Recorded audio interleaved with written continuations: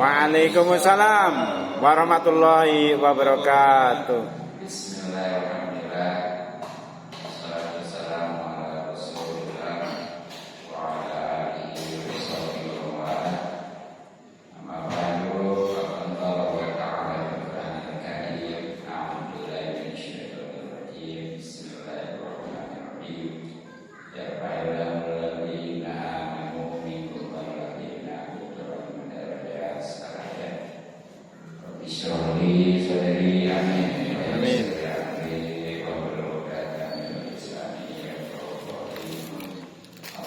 Amin. Amin.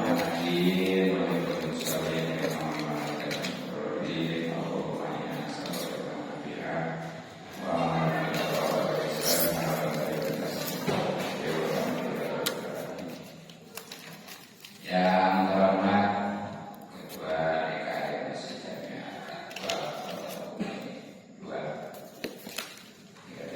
Ustaz Haji Imam Sufi.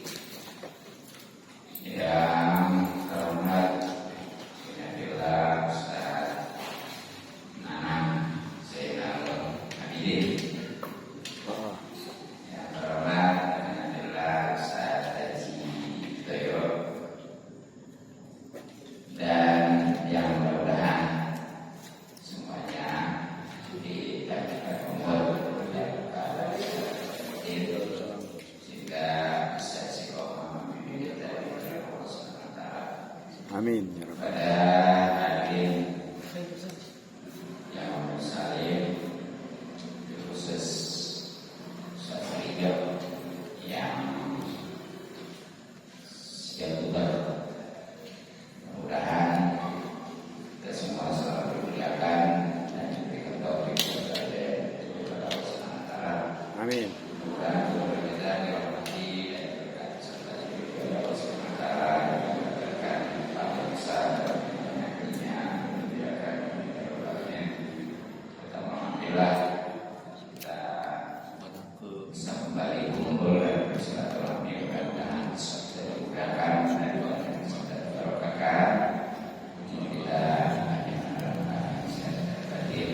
Amin. Bagi para imam haji yang sangat baik, alhamdulillah sekarang kita masih ada di derajat yang sekarang-karangnya amal kita dibalas 70 kali lipat.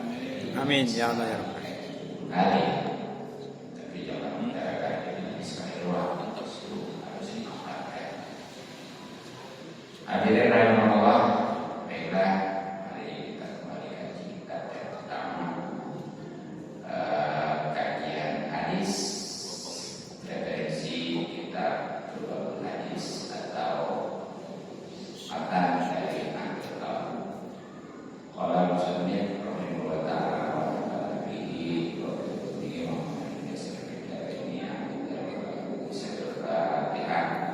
A'udzu billahi minasyaitonir rajim. Bismillahirrahmanirrahim. Alhamdulillahirabbil alamin arrahmanirrahim maliki yaumiddin iyyaka na'budu wa iyyaka nasta'in ihdinas siratal mustaqim siratal ladzina an'amta 'alaihim ghairil maghdubi 'alaihim waladdallin. Bismillahirrahmanirrahim. Al-Babu Bab Al-Sani Asyara, yang ke-12 di Fadilatul Amal ini menjelaskan tentang keutamaan sholat. Jadi bab yang ke-12 dalam kitab Furu'ul Hadis atau matan dari Al-Quran, insyaallah akan menjelaskan tentang keutamaan sholat. Nah, sholat itu yang di kepala, tentunya yang dilibatkan di atas peci. Ada yang nggak didudupin, kakinya nggak didudupin. Ada juga kalau memang kayak gitu. Ada yang didudupin juga. Cara makainya. Jadi jelas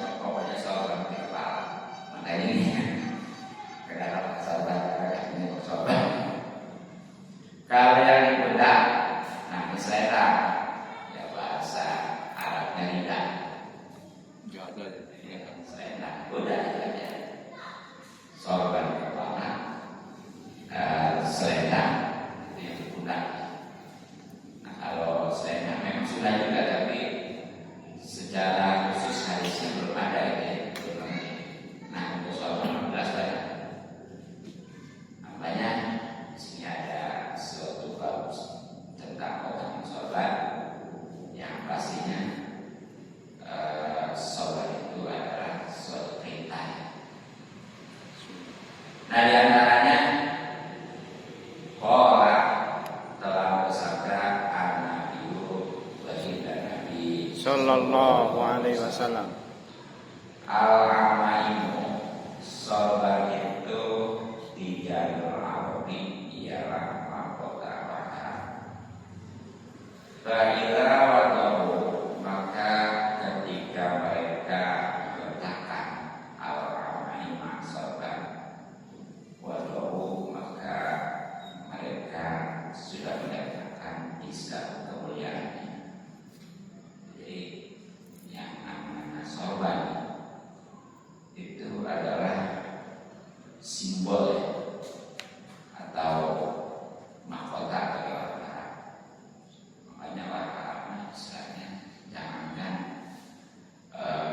kiainya, ustadznya, atau ya imam-imam masjid, istilahnya pegawai bangunan itu baru sorban. Ya pada imam sorban ada pada idenya kalau dulu gede. Padahal yang mahal sorban setelah peci, jadi udah peci. Mereka kan enggak langsung aja deh. Langsung. Kayak juga gitu. Yang jelas dilibat gitu kayak kerudung orang Yaman gitu. Udah bahasanya. Nah makanya ketika mereka orang-orang Arab itu meletakkan, maksudnya membuka, nggak pakai sorban, ya maka itu hakikatnya mereka itu membuka, melepaskan kemuliaan, ya pokoknya ukuran kemuliaan orang Arab ini sorban. Jadi kalau yang pakai sorban insya Allah ya mulia hormat. Tapi kalau yang enggak, ya tadi makanya sekali lagi orang Arab mau hanyawat kan pada bulan pakai itu pakai sorban. Rawahu hadis riwayat Al-Yami Imam Al-Yami An Abbasin dari sahabat Ibnu Abbas berdoa. Wa isnaduhu dari sana sini berikut itu lagi. Ya. Walaupun banyak, tapi kalau memang itu bisa untuk motivasi amal, nggak masalah. Ini ternyata. Kemudian waqala, dan telah bersabda baginda Nabi Sallallahu alaihi wasallam. ta'ammu memakai sorbanlah kalian. Fa innal malaikata, maka sesungguhnya para malaikat. Kalau kata-kata malaikat itu berarti banyak. Kalau yang satu malah, kalau malah malaikat, kalau milik, kalau dia memilih, kalau malaikat ya. Bainal malaikata, maka semuanya malaikat ta'amama itu pada memakai sorban. Di selanjutnya ini Rasulullah SAW memerintahkan kepada umat kita untuk memakai sorban. Ya itu menyerupai atau ikutin para malaikat. Tidak apa-apa malaikat harus ikutin. Yang tidak boleh setan ya, berbuat baik setan. Apa sebabnya? Karena para malaikat juga itu pada pakai sorban. Makanya setiap pada peperangan yang secara misterius ada yang dibantu oleh para malaikat itu yang memang benar-benar disengaja itu semua malaikat pada pakai sorban. Tentunya pakai sebab bukti. Nah, gitu. Kemudian waqala, dan telah bersabda baginda Nabi Sallallahu alaihi wasallam. Innallaha ta'ala, sesungguhnya Allah Ta'ala wa malaikatahu, dan para malaikatnya yusholluna, itu selalu bersolawat ala sabil amal ini kepada orang-orang yang mempunyai sorban atau memakai sorban yaumal jum'ati, pada Jumat. Jadi selanjutnya Rasulullah memberitahu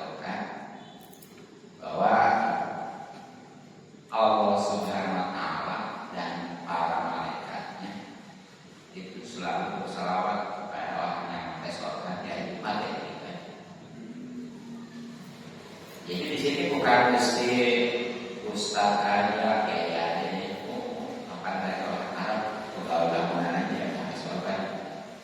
Paling di sini pengertian sholawat ya. Ya walaupun kedudukannya itu susah, tentunya kalau dari Allah selalu memberi rahmat gitu ya. Kalau dari malaikat selalu istighfar. Jadi itu ada sepanjang kita ya khususnya di hari Jumat itu pakai sorban, jadi sepanjang itu Allah mencurahkan rahmatnya dan malaikat beristighfar atau memohon maaf. Karena kalau itu oke.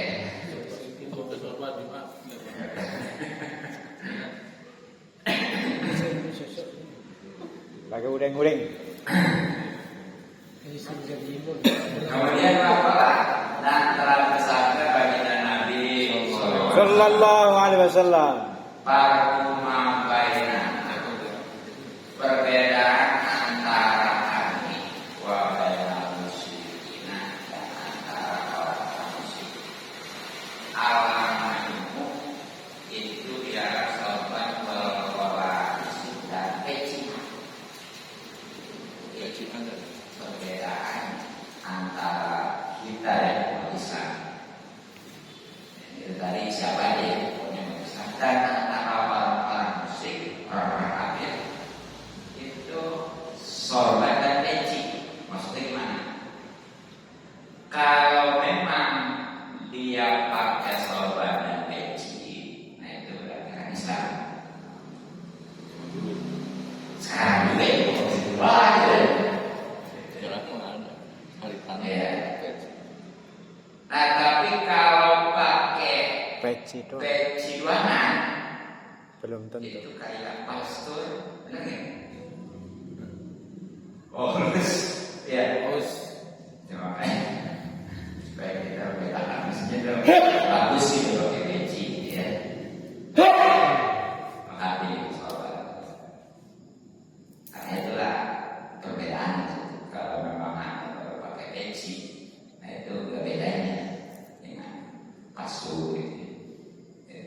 Kalau udah pakai peci dan sobat baru, Islam berarti selama ini banyaknya. Narwaho hadis riwayat Abu Dawud, Imam Abu Dawud, Tirmidzi dan Imam Tirmidzi.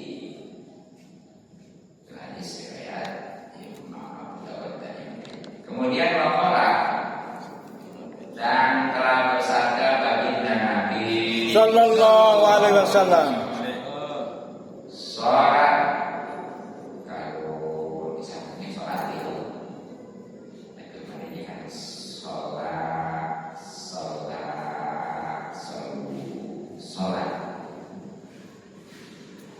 sambungin sholat ya sudah membaca istighfar al-malaika itu para malaikat al-mu'ammin al-ta'amina kepada orang-orang yang mempersoalkan yang Jumat ibadah para malaikat ya kalau tahu itu beristighfar kepada orang-orang yang mempersoalkan di Jumat khususnya. Ya sebenarnya bukan hanya di hari Jumat, bahkan bukan hanya di sholat ya. Tadi di luar sholat kita tidak membedakan antara umat Islam dan orang-orang Muslim.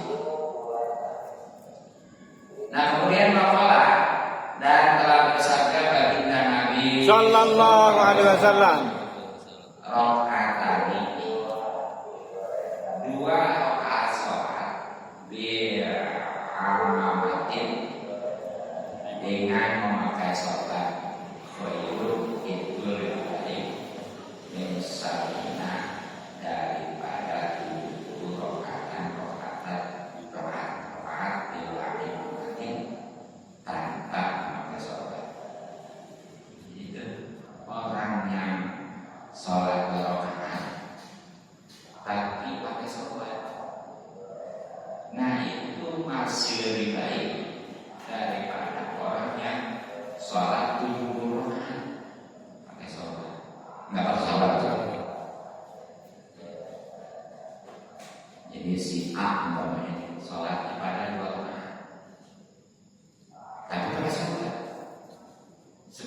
kasih memang sampai 70 rakaat.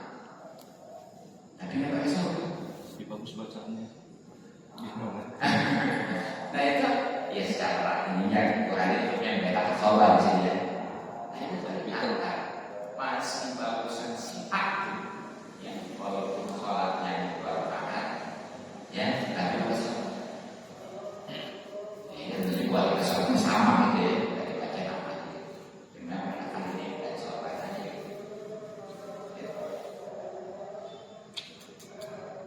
Nah, kalau hadis riwayat Ad-Dailami Imam Dailami an Jabir dari sahabat Jabir. Itu hadis riwayat dari yang diriwayatkan oleh Imam Dailami dari sahabat Jabir dan pastinya dari Rasulullah SAW. Kemudian waqala dan bersabda baginda Nabi Sallallahu alaihi wasallam. ta'amnahu memakai sorbanlah kalian baina syayatina, maka sesungguhnya setan tak mau itu bersolat. Jadi dia di sini ya, Rasulullah memerintahkan kepada kita sebagaimana tadi itu untuk memakai sorban. Nah kalau tadi mah ya disuruh pakai malaikat memakai sorban. Sekarang kenapa harus pakai sorban? Karena supaya ngebedain setan. Karena yang namanya setan itu nggak pakai sorban. Begitu. Berarti walaupun pakai peci, pakai sorban, itu tadi ya karuan seperti pasir oleh ternyata di sini.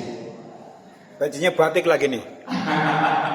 Apalagi ya, iya. Bisa. Kemudian waqala dan bersabda baginda Nabi Sallallahu alaihi wasallam. Al-Ramaimu sorban itu simal malaikati, ciri para malaikat. Pak Arsilu maka lepaskanlah sorban itu khalfadurikum di belakang punggung kalian. Jadi sorban itu simpel tadi ya oleh sudah disebutkan. Malaikat itu pada pakai sorban ini memang simbol. Nah makanya dalam pakai sorban gimana? Tuh ini lepasin. Sorban itu di belakang punggung, maksudnya apa? Tutupnya. Jadi ini yang bagusnya sorban itu di belakang kanan di ini ya, ada satu jengkal, ujungnya satu jengkal, ada di sebelah kanan. Tututin. Pakainya nggak bisa. Iya. Susah. Belajar. Jadi yang benar di kanan ya. Jangan yang benar kan. Jadi yang perhatikan itu kayak dikatakan orang pakai sorban sampai bikin terhalang ya. Itu gimana kalau sholatnya? Ini yang betul ini. Tanda dipraktekin ya. Nah, itu ya. Jadi ulurkan di belakangnya, tapi jangan panjang, satu jengkal maksimal. Lebih pendek kalau di sebelah kanan. Kemudian waqala dan bersabda baginda Nabi Sallallahu alaihi wasallam. Tasawwamu memakai sorban, memakai cirilah kalian. Fa'inna malaikata, maka sesungguhnya para malaikat bertasawwumat itu sungguh sudah memakai ciri. Jadi Rasulullah SAW mengatakan kepada umat kita ya untuk memakai ciri khas. Maksudnya sorban sini ya. Karena malaikat itu tadi yang sudah disebutkan beberapa kali tentang cirinya. Nah terakhir, waqala dan telah bersabda baginda Nabi Sallallahu alaihi wasallam. Nuhia dilarang anil iktiati, memakai sorban yang tidak diputarkan ke bawah dan wa umiro dan diperintahkan bitahali, memakai sorban yang dililitkan ke leher. Jadi bagus, tapi harus tahu caranya. Jadi yang benar itu ya, sebenarnya yang paling afdal itu didirikan di kepala di atas peci, kemudian ininya buntutnya ditahan maksimal 1 juta. Tapi seandainya juga diulurkan ke depan, nggak masalah. Yang jangan itu dililitkan ke leher ya. Jadi kalau batas satu, pokoknya di depan ini kan suka ada aja ya di depan nih. Ya. Ininya. Nah itu nggak masalah. Ya, gitu ya. Saya nggak dililitkan, apalagi yang pakai selengan itu juga. Yang benar itu ya salah satu kuda, bukan berarti dua-duanya kayak kemeja. Itu walaupun kalau menurut ahli pikir kanan karena setiap yang baik itu kan sebelah kanan ya. Tapi kalau menurut ahli tasawuf sebelah kiri, tujuannya apa? Karena menutupi hati, kan hati adanya di dada, di bawah hati, di bawah dada ya. Jadi kalau memang dihalangin, ya mudah-mudahan harapan karena hati nggak sempat tergoda jadi rusuk, makanya sedang juga kan dada kaki ya, gitu ya. Nah, ya bahkan ini saya ada catatannya dari kitab Al-Qur'an ini. Jadi Waisanu dan sunatan dan musolli ayat bisa untuk memakai bagi orang sholat ayat bisa memakai asal asal pakaian yang terbaik, wayat ada, wayat tadi ada pakai selena, wayat amamah dan pakai sorban, wayat masuk dan pakai gamis, wayat esak dan pakai jubah. Itu bahkan empuk segitu tuh, atau palanya sorban, pundaknya selendang, kemudian ini dia baju ya. Terus dibalik-balik juga pakai jubah. Itu ya. Sini Maria. Bahkan terus jangan lupa celana ya. Itu di dalam kitabnya kalau ini ada. Jadi kalau orang yang sholat pakai celana, ini celananya tidak bisa. Apalagi kalau memang kalau nggak pakai celana dia maka kelihatan ya bahunya ya, pahanya gitu ya. Bisa batalkan. Nah, jadi itulah bab tentang orang sahabat. Nah, untuk cara makanya ini ya, boleh berikut ya. Berikut ya Pak. Ya. Jadi boleh. Ya, kalau yang begini nih di balik peci nih. Ini gulung tuh gitu, digulung ya. Kali ini gini, tengahnya tuh ambil, jangan lupa ini. Ntar kalau lupa ini ininya digituin panjang nih, ya. Jadi itu tengah, Tengah-tengah. ya. Oh, Gitu aja. tengah-tengah di sebelah kiri. Nah, itu kan jadi lehernya ini nggak kepanjangan tuh, ya. Gitu aja. Gitu. Kencang gitu. Kencang deh, larinya kotor gitu. Gampang kan? Nah ada yang gini, kalau mau peci ditutupin ya, ini kan peci nggak ditutupin ya, Iya. alas ya. Kalau nggak ditutupin gini, itu tampil aja lebar, lebih lebar ya. Jadi diambilnya, peci ditutupin ya. Peci ditutupin. Tuh. Ini aku cuma kurangin aja. Kalau ini mah,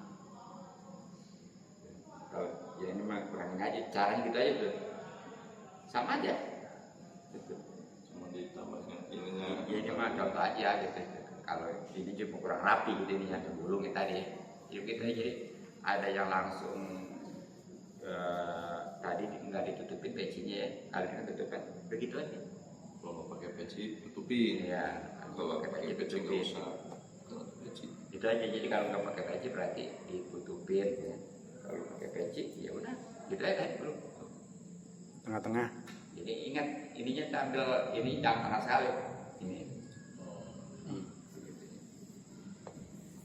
Gitu.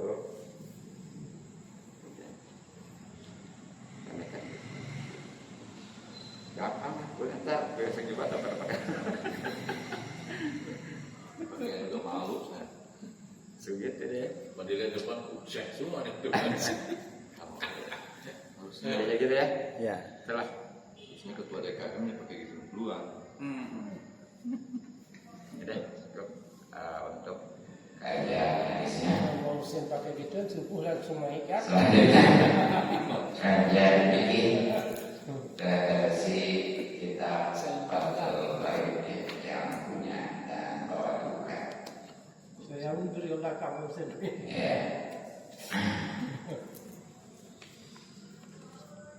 Bismillahirrahmanirrahim.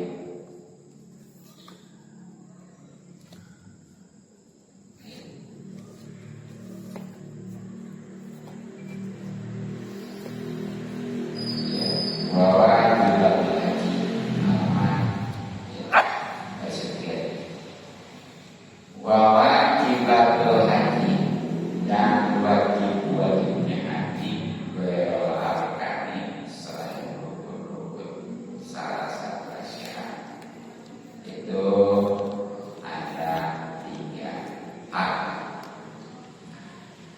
Jadi setelah mengetahui tentang rukun haji juga rukun umroh, nah sekarang wajibnya haji yang membedakan antara rukun dengan wajib itu apa? Kalau rukun itu harus dikerjakan, kalau nggak dikerjakan dosa. Antrian. Sedangkan kalau wajib itu seandainya nggak dikerjakan juga saja, tapi wajib dandan. Jadi dalam haji mah rukun sama wajib beda ya. Kalau sholat sama rukun wajib juga. Ya itu beda. Jadi wajib haji artinya selain rukun ya kan kemudian disebutkan itu ada 3 menurut kita Fathul Bari ini.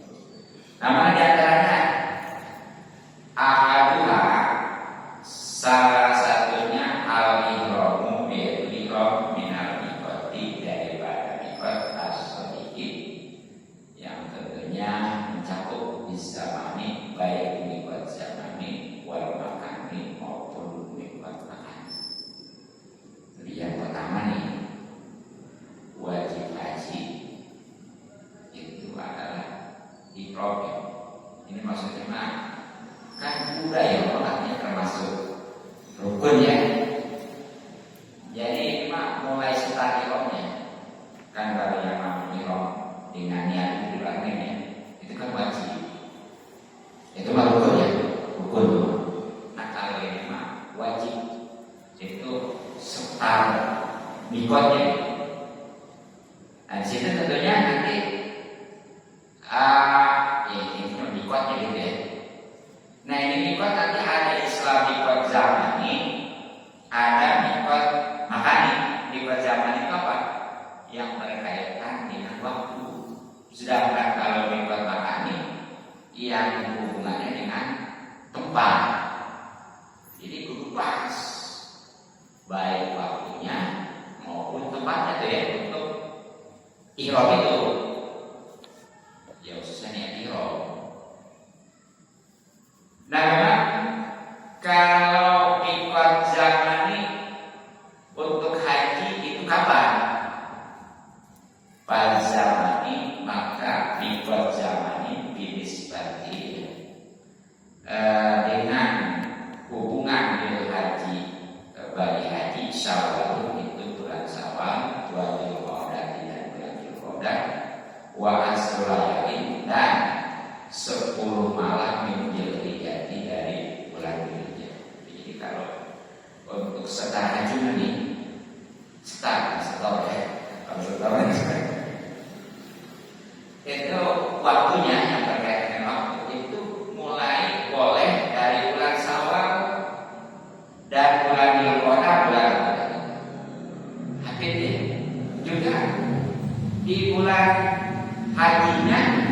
Zulhijjah ya, tapi hanya yang 10 pertamanya. Itu makanya deh, kalau dia mau mulai ikram nih haji di bulan Syawal turun tanggal 1. Oh, lamanya sih. Atau di bulan Zulqa'dah, bulan Hafiz ya. Apalagi ya umumnya. Bahkan nih yang lagi ini yang udah mendekat itu ya adalah 10 daripada bulan Zulhijjah masuk 10 awal. Bukan makanya itu ketika orang itu mau ikut haji ya, itu kan biasanya tanggal 8 Hijriah kan Arafah ini dari hotel kali yang dari Mekah ya. Itu makanya itu umumnya sebab kalau dari bulan Zulqa'dah apalagi bulan Syawal lama sebab walaupun dia itu mikot zamaninya dari bulan Syawal tetap puncak ajalnya itu di 10 awal bulan Zulhijjah tepatnya tanggal 9 yang disebut namanya hari Arafah. Jadi walaupun itu tetap bisa berbeda ya. Itu untuk mikot zamani haji. Nah sekarang bagaimana Allah? Wa amma binisbati dan adapun hubungan dari umrati dengan umroh pada musanati maka seluruh tahun waktu itu jadi waktu ikramiha ya. Bagi ikromnya umroh. Jadi kalau umroh kan nih untuk mikotnya yang maksudnya mikot zamani dia mah sepanjang tahun musim haji dia boleh. Kapan saja. Iya, pokoknya mah kapan aja. Jadi kesimpulannya mah kalau haji mah untuk mulai dia niat ikromnya itu ya dibanding dengan tentunya itu hanya mulai dari bulan Syawal sampai 10 awal bulan Zulhijjah. Dari 20 hari ya. Nggak boleh setelah Ya. Kalau umroh kapan aja. Ya bahkan di masa haji juga boleh. Ya, karena memang seluruhnya. Nah itu yang terkait dengan mikot zamani namanya ya. Yang berhubungan dengan waktu. Nah sekarang mikot makani. Wa mikotu dan mikot al-makani yang berhubungan dengan tempat binisbati yang tentunya hubungan dengan haji bagi haji pihakil mukimi bagi hak orang yang mukim di Makkah di Mekah tentunya nafsu Makkah itu di Mekahnya bagian baik itu orang Mekahnya karena keadaan yang mukim itu walau bagian ataupun yang mengembara gitu ya. Orang daerah luar daerah gitu. Jadi untuk mikot makannya ini mulai start itu yang hubungan dengan tempat.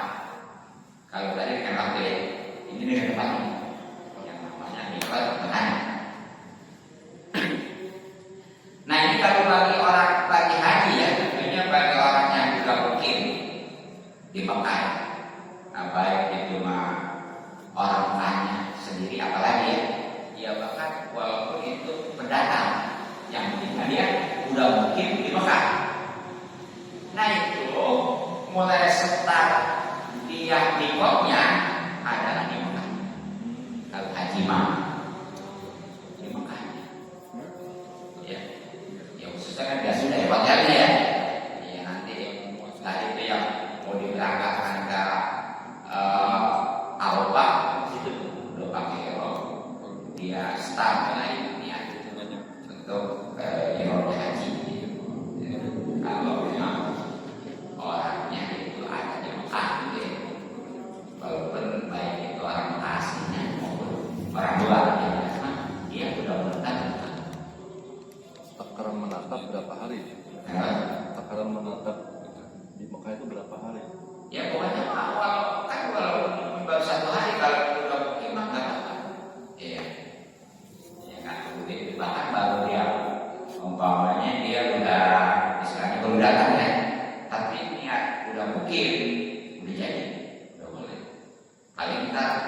sehingga kalau niat udah mungkin nggak boleh disolatkan kosong. Nah sekarang bagaimana kami yang nggak mungkin nih dari luar ya? Jadi pada waktu itu dia belum ada di Mekah. Wa amma ghairu muqimi, dan adapun bagi orang yang belum menetap di Mekah dari Mekah ya. Pamikotul mutawajjih, maka mikotnya orang yang menghadap atau datang minal Madinati dari Madinah asyarifah ya, Dzulhulaifah itu adalah ya. Jadi kalau bagi mikotnya bagi orang yang datang. apa yang keluar, yang belum mungkin ya, belum datang nih. Kalau memang dia datangnya dari arah Madinah, berarti dari arah utara ya. Iya, makanya itu ada di utara. Madinah itu ada di utara Mekah. Makanya di Madinah itu sholatnya harus tidur. Iya, tidur. Nah itu Dzulhulaifah. Ya kalau biasanya suka disebut suka dibilang biasanya. Yang jelas Dzulhulaifah itu adalah kurang lebih suatu daerah yang ada di sekitar 10 mahalah ya, dari Madinah. Jadi 10 mahalah dari Madinah dalam jiwa namanya sebagai mikot makani bagi orang yang baru datang dari Madinah. Itu kalau dari Madinah. Sekarang wal mutawajjihu minasami, dan yang datang atau menghadap minasami dari Syam wa Misra dan Mesir wal Maghribi, ya termasuk wilayah belahan Maghrib kan. Al-Jubai juga. Jadi kalau yang datangnya dari arah Syam ya, Syam itu termasuk Mesir deh. Ya pokoknya Pak, yang letaknya itu di arah barat Mekah, di belakang Mekah. Kalau kita dari timur kan? Kita dari timur. Iya, timur. Kita dari timur. Nah itu di Jubai. Di Jubai. Ya Jubai itu kurang lebih 4,5 mahalah ya dari Syam. Gitu ya, dari Mesir, dari orang luar. Nah kemudian wal mutawajjihu, dan yang menghadap atau datang min tihamatil Yaman, dari Tihama Yaman, Yulamlam itu adalah Yulamlam. Jadi kalau yang datangnya dari Yaman lah, termasuk kita ini. Ini belahan timur Mekah ya. Jadi kita termasuk di arah timur dari Mekah. Nah itu untuk setar mikotnya, ya khususnya makan yang tempatnya adalah di Yulamlam. Seperti Yulamlam itu masih laut kalau kita mah. Bud merah ya? Iya, enggak. Atasnya India. India Atasnya. Nah kemudian wal mutawajjihu, dan yang menghadap min najdi hijab, daripada najdi hijab wa najdi Yaman, berarti qaulun itu qaulun. Jadi kalau yang datang atau menghadap dari najdi hijab ya, juga Yaman ya, itu mikot Yamannya di qaulun. Qaulun itu kurang lebih 2 mahalah dari Mekah. 2 mahalah dari Mekah. Kalau tadi ya Yulamlam, ya Yulamlam ya itu 2 mahalah dari Mekah. Sama ya. Dekat lah kemana Yulamlam sama Qaulun ini. Masih dekat. Ya. Nah terakhir wal mutawajjihu, dan yang menghadap minal masjid dari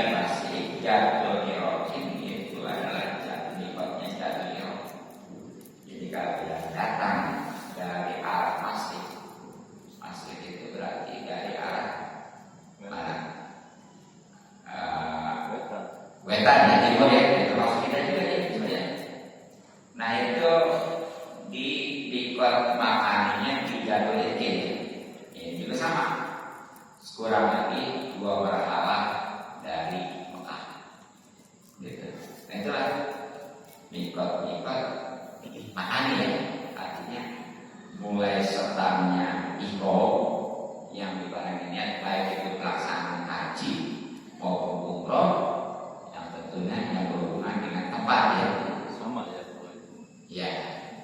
Tempat. Nah itu dia termasuk harus diketahui dan pastinya nanti diterapkan ketika haji bahkan umroh, karena itu termasuk kewajiban haji. Nah kemudian wasani dan yang kedua min wajibatil haji dari wajib haji romil jimat itu melempar jumroh asalasi yang dia. Jadi yang kedua nih yang termasuk wajibnya haji yang kalau ditinggalkan atau tidak dikerjakan wajib bayar ya, itu adalah bahasa kita melempar ya, melempar jumroh yang 3. Yang termasuk yang pertama tuh yang hanya jumroh Aqabah ya. Jadi kan jumroh itu kan 3, 1 jumroh terus kemudian Aqabah ya. 3 tuh, jadi 3 tiang. 3 tiang. 3 penuh ya. Nah tapi tuh kalau yang hari pertama Lebaran tuh ya, Lebaran itu hanya 1, hanya jumroh Aqabah aja. Sedangkan biasanya itu yang jumroh bulan dan wusta itu dikurung. Sebab nanti kalau nggak dikurung, aku salah nggak sah. Jadi itu 3 tiang. Kalau pas yang namanya yang pertama itu jumroh Aqabah ya, itu ada 1. Yang 2 ini jumroh wusta. Pulau wusta itu biasa dikurung. Bukan begitu, aku salah. Nah kalau ini pulau wustanya tuh seperti tanggal 11, 12 ya. Kalau sunat tarawih kan hanya 12 loh. Kalau nggak pasanya sampai 13 ya. Nah itu semuanya dipakai, dilempar. Ulang, sok, Aqabah. Yang jelas setiap barang itu ada 7 kali lemparan gitu ya. Gitu. Nah tentunya ini dalam barang juga atau melempar batu itu ya harus tahu di sini. Ya ada ini syarat-syaratnya. Yang jauh bil udho. Yang pertama adalah memulai dengan jumroh kubur Aqabah ya. Nah ini mah tentunya yang hari pertama itu Lebaran ya. Yang Lebaran bukan hari Lebaran ini. Nah kemudian jumroh wusta, kemudian jumroh dengan Aqabah, kemudian jumroh Aqabah. Jadi kudu tatib ya, memang di antara syarat jumrohnya. Kemudian wayarni dan melempar orang yang jumroh itu kulai jumrohin setiap jumroh bisa bihasotin dengan 7 kerikil wahidatin ya, 1 pada wahidatin setelah yang 1. Jadi ketika melarang itu siapin untuk 1 ininya ya, jumrohnya itu 7 kerikil. Berarti kalau 3 tiang 21 kalau 3 ya 21 ya siapin 21. Iya. Aja segini kan. Nah bagaimana nih kalau gua pengen buru beres ya 2 ya. Jadi kan itu bisa satu deh. Jadi lempar pokoknya itu setiap yang 7 kali pastikan nanti. Tapi sekarang udah yakin orang udah jasa. Ya sekarang kurang lebih ada paksa 16 meter ya. Udah kan yang dulu mah kayak tiang kayu aja kalau dulu mah kadang-kadang naik ketimpa orang. Itu sebabnya yang dari arah sini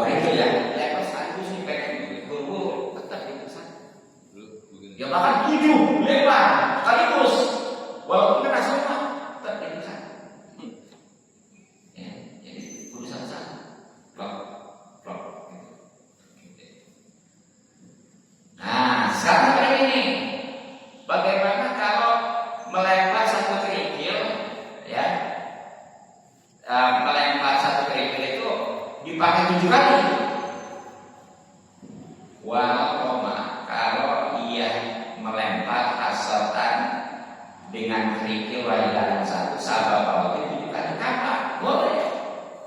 Cuma susah ambil sekarang ya, gak ada ininya. Jadi kan boleh, jadi kan boleh berikan ya. Iya, kalau berikan susah, sebab ambil susah ya. Melempar satu, nah tadi, ambil lagi boleh. Ya boleh, paling bisa orang ketawa pintar juga orang Indonesia. Ngaji. Jadi boleh. Nah, kemudian nih, wa isaratu dan syarat kawanul mahdihi ya, keadaan yang dibalangnya marmide, tempat yang dibalangnya hadrat itu memang bagunya. Bahaya itu maksudnya alas balang ya, alas balang. Akhirnya itu berubah kira-kira ya. Jadi ini di antara salah balang bagi itu ada. Nah makanya tadi bahaya maka tidak cukup harus lebar kalau ini seperti banyak mutiara wajah isi maupun kabel. Ini nggak harus kuat walaupun itu. Oh ini mah lempar itu bukan pakai lem mas, pakai mutiara ya. Makanya ketika biasanya ngambil batu itu di apa namanya ngambil sawah itu di Musdalifah ya, Musdalifah kan ya, enggak udah disiapin ya, ya lagi kamar saya itu ada usaha boleh itu itu nyari di Musdalifah itu kan namanya yang susah ini kalau nggak mau batu itu dia jauh sih, memang kayak dia ditaruh di sini ya. Tapi hati-hati pastikan itu karena malamnya ini tuh gue takutnya tuh bukannya kerikil kayak onta apa gitu ya. Yang keras. Onta keras. Tapi kalau tanah bercadas termasuk gimana? Onta itu juga kan boleh. Kan batu cadas. Kalau pokoknya batu kerikil gitu batu. Kalau memang tanah berarti bukan batu boleh. Jadi pas saya nggak pakai karpet, nggak ada. Iya, enak ya. Nggak karpet. Jadi kita Untuk disediain ya. Tadinya udah disiapin. jadi yang kedua tuh tentang wajibnya haji. Kemudian yang ketiga terakhir wasal sudah menjadikan hal-hal itu yaitu nyukur buat taksirat pengunting. Jadi yang ketiga ini yang termasuk wajibnya haji yang kalau tertinggal itu hari tetap saja tapi harus dibayarkan itu adalah nyukurnya atau menggunting lah. Jadi boleh nyukur boleh guntingnya. Ya sebenarnya ini mata halu ini Salah doang di iya. Nah tapi ini wakaf dulu namanya lerojuli bagi laki-laki al-haq itu nyukur walau nanti dan bagi perempuan atas itu menggunting. Itu kalau bagi laki-laki memang bagus dicukur ya. Ya bagus dibutakin. Nah kalau bagi perempuan mah udah digunting aja. Nah terus minimalnya berapa nih yang harus tergunting atau tercukur ya? Wa aqallu bihari ya, dan sekurang-kurangnya dalam berikut izarat salah sesarotin itu menghilangkan 3 helai atau 3 rosi pastinya dari kepala ya, atau ini batas atau taksiron atau gunting atau apa atau dicabut atau ya atau dibakar atau kosong bahkan digunting. Jadi ini sekurang-kurangnya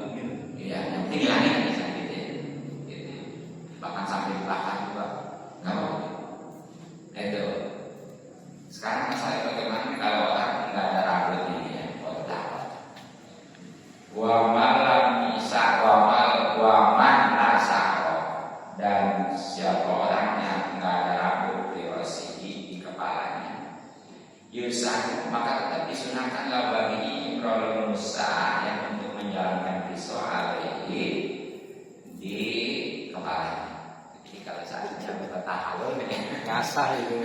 gak ada rambutnya bagaimana ya? Bahwa Licin, botak licin. enggak ada rambutnya botak deh. Ya udah tetap dijalani simpel aja dong. Pisaunya dijalani kepala. Tapi kalau dibotakin dari Indonesia di sini udah dilicinin, di rumah sana belum masih licin gimana? Itu enggak pak. Aduh, kan biasanya dari bawah tubuh minimal 1 cm gitu. Kan begitu. Dibotakin, udah Nah sekarang kita lihat, kan tadi mestinya rambut dipastikan rambut kepala ya. Sekarang bagaimana kalau itu warayak dulu dan tidak menempati sahur rosin rambut selain kepala milih yati baik itu jenggot dua wiriya dan selainnya mako masahur rosin ya tempat rambut kepala. Jadi ini mah yang namanya jenggot cambang itu nggak bisa. Nggak bisa. Jadi rambut kepala. Apalagi rambut bawah. Boleh. Ah. Maunya tahan dulu dengan potong ataupun nggak penting jenggot bahkan cambang. Apalagi nah itulah kesunahan apa wajib haji. Insya Allah nanti kalau sunnah itu mudah-mudahan maaf. Amin. Assalamualaikum warahmatullahi wabarakatuh. Waalaikumsalam warahmatullahi wabarakatuh.